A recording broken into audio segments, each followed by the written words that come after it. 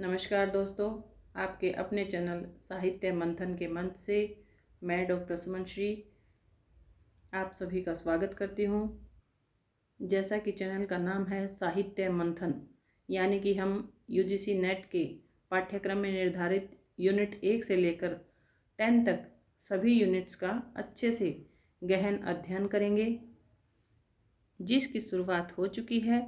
Unit 1 Hindi भाषा के उद्भव और विकास तथा यूनिट 5 हिंदी कविता की पहले से ही शुरुआत हो चुकी है और उसकी सभी वीडियोज़ हमारे इस चैनल पर आपको उपलब्ध हो जाएंगी, जिसके लिए आप सबसे पहले साहित्य मंथन विद सुमन मैम इस चैनल को सब्सक्राइब करें। अभी हमारे पास पर्याप्त समय है और हमारा लक्ष्य है कि एग्ज़ाम से पहले आपकी सभी यूनिट्स कंप्लीट हो जाएं और लास्ट के 1 मंथ तक आपका रिवीजन और मॉक टेस्ट करवाएंगे। इसी क्रम को आगे बढ़ाते हुए आज हम अपनी यूनिट 7 की हिंदी कहानी की इकाई की शुरुआत कर रहे हैं। और सबसे पहले आपको पता होना चाहिए कि किसी भी यूनिट को हमें कवर करने के लिए सबसे पहले उस यूनिट के सिलेबस को अच्छे से अध्ययन करना होगा, जिसके लिए हम यहाँ पर सारी सामग्री यूनिट 7 की जो इम्पोर्टेंट चीज़ें हैं वो एक ही स्थान पर आपको उपलब्ध करा रहे हैं। ये 2024 का नया बैच शुरू हुआ है और इसको आप जल्दी से जल्दी ज्वाइन करें, चैनल को सब्सक्राइब करें। यूनिट 7 में हमें क्या क्या पढ़ना है, चलिए इसको देख लेते हैं। सबसे पहले हम जो यूनिट 7 है उसका नाम है हिंदी कहानी, यानी कि इस यूनिट में जितनी भी हमारे पाठ्यक्रम में लगी हुई हैं वे सारी कहानियाँ हैं।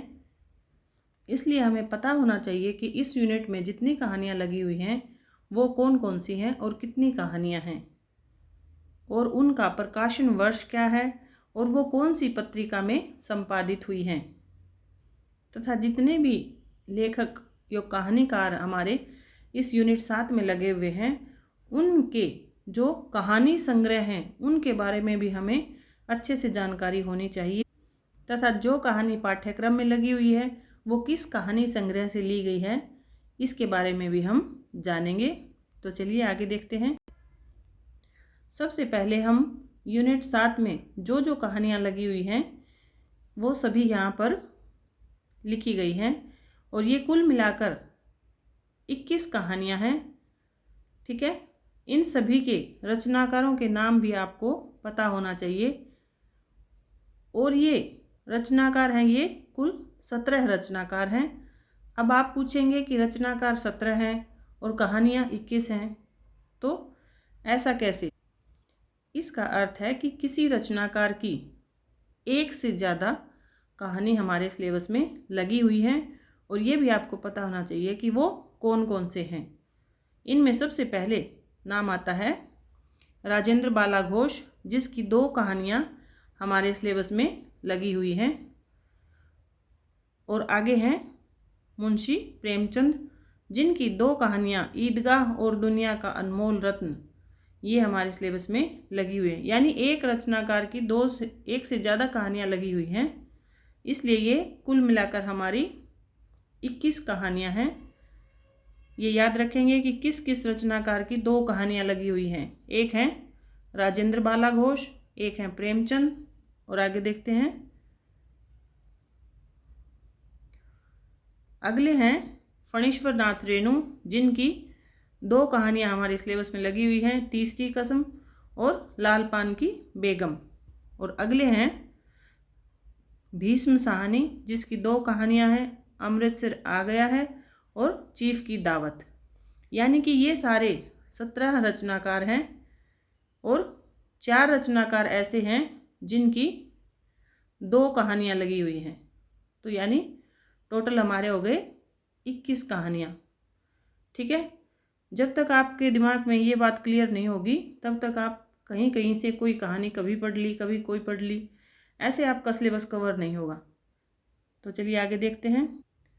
अब यहाँ पर सभी इम्पोर्टेंट तथ्य हैं वो सबसे पहले यहाँ क्लियर कर दिए गए हैं कि सिलेबस में कितनी कहानियाँ लगी हुई हैं और किस रचनाकार की जो कहानीकार हैं उनकी 2-2 रचनाएं हैं। अब यहाँ पर जितनी भी कहानियाँ लिखी गई हैं उनमें से जो प्रश्न हमारे बनते हैं वो कहानी और उसका प्रकाशन वर्ष, और सबसे इम्पोर्टेंट है कि वह कौन सी पत्रिका में संपादित हुई है। ये सब हम यहाँ पर आपके लिए एक ही स्थान पर उपलब्ध करा रहे हैं। और ये हैं सारी हमारी 21 कहानियाँ, उनके प्रकाशन वर्ष और कौन सी पत्रिका में प्रकाशित हैं। इसके साथ साथ हमें जो हिंदी कहानी के 17 रचनाकार हैं या कहानीकार हैं, उनको भी हमने यहाँ पर कालक्रम के अनुसार आपके लिए उपलब्ध कराया है। और आगे देखते हैं कि हिंदी साहित्य के प्रथम, और एक सबसे इम्पोर्टेंट बात कि कई बार ये प्रश्न बन चुका है कि किस कहानीकार ने कौन सी कहानी को प्रथम कहानी माना है। यानी ये प्रश्न सबसे ज़्यादा कि प्रथम कहानी किसको माना है, किसने माना है और उसका प्रकाशन वर्ष क्या है, ये भी हम आपके लिए यहाँ पर लेकर आए हैं।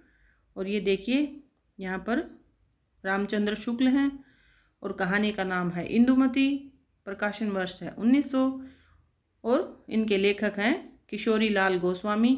यानी किशोरी लाल गोस्वामी की कहानी इंदुमती जो कि 1900 ईस्वी में प्रकाशित हुई ही, उसको रामचंद्र शुक्ल ने प्रथम कहानी माना है। ठीक है। इसी प्रकार बच्चन सिंह ने किसे माना है, राजेंद्र बडवालिया ने किसे माना है, तथा देवकी प्रसाद वर्मा ने एक टोकरी भर मिट्टी को सबसे पहली कहानी माना है, जिसका प्रकाशन वर्ष 1901 है। और इसके रचनाकार कौन है, माधवराव स्प्रे। लक्ष्मी नारायण ने 11 वर्ष का समय जो रामचंद्र शुक्ल की है और 1903 में प्रकाशित हुई।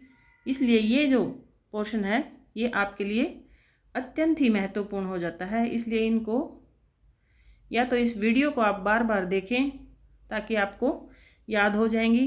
अगर आपको ऐसा लगता है कि आप अपने हैंड नोट्स बनाकर जहाँ पर आप पढ़ते हैं वहाँ पर इनके शॉर्ट नोट्स बनाकर लगा लीजिए और इनको बार बार देखिए।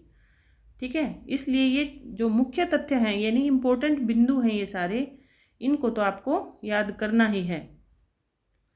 यानी कि आपको जब तक ये सारी बातें पता नहीं होगा तब तक आगे वाली यूनिट्स में आने वाली जितनी भी कहानियाँ हैं उनको आप कैसे करेंगे।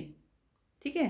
तो सबसे पहले तो आपके दिमाग में ये क्लियर हो जाना चाहिए कि आपके सिलेबस में कौन कौन सी कहानियाँ लगी हुई हैं, किस रचनाकार या किस कहानीकार की कौन कौन सी एक या दो से ज़्यादा कहानियाँ लगी हुई हैं, और सभी कहानियों के प्रकाशन वर्ष और वो कौन सी पत्रिका में संपादित हुई हैं, ये सब आपको याद करना है। ठीक है। बाकी हम आपके लिए कहानियों की वीडियोज़, उनके विषय वस्तु और तथ्य, पात्र, ये सब आगे की वीडियोज़ में लेकर आएंगे। तब तक आप इन सब को याद कीजिए। देखिए किसी किसी में प्रकाशन वर्ष है वो 57 या ऑब्लिक करके 60 लिखा हुआ है, यानी कहीं कहीं पर इसका प्रकाशन वर्ष 57 मिलता है और कहीं कहीं पर इसका 60 मिलता है। तो इसको ध्यान में रखेंगे। जब आपके पेपर में 60 है तो 60 करेंगे, अगर ऑप्शन में 60 नहीं है 57 दे रखा है तो 57 करेंगे, और दोनों आपको एक साथ उपलब्ध नहीं होंगे। ठीक है। आगे देखते हैं। ये सब इनके कालक्रम के अनुसार जितने भी कहानीकार हैं उनके जन्म के वर्ष लगा रखे हैं, इसलिए इनको आप याद रखेंगे। 17 कहानीकार हैं और 21 हमारी कहानियां हैं जिनको हम क्रम से पढ़ते रहेंगे। और पिछली 2 वीडियोज़ हम डाल चुके हैं यूनिट 7 की हिंदी कहानी की, जिसमें हमने शुरुआत में सबसे पहले राजेंद्र बाला घोष यानी बंग महिला से शुरुआत की थी, जिनकी 2 कहानियाँ चंद्रदेव से मेरी बातें और दुलाई वाली, इनकी विस्तृत वीडियो आ चुकी है। अगर आपने नहीं देखी है तो पढ़ना स्टार्ट कर दीजिए। और डेली ऐसे ही हम 1-2 कहानियों के बारे में डिस्कशन करेंगे, उनके इम्पोर्टेंट तथ्य, पंक्तियाँ और जो भी पात्र हैं, यानी उसकी विषय वस्तु। आजकल NTA बहुत गहराई से प्रश्न पूछता है, इसलिए आपको सिर्फ कहानी को पढ़ना ही नहीं है बल्कि उसकी विषय वस्तु, उसकी पृष्ठभूमि, यानी किस वर्ष वो लिखी गई थी और किन परिस्थितियों का वर्णन उसमें किया गया है, इनका गहन अध्ययन आपको करना होगा। ठीक है, तो चलिए मिलते हैं हमारी नेक्स्ट वीडियो में। तब तक के लिए धन्यवाद। जय हिंद।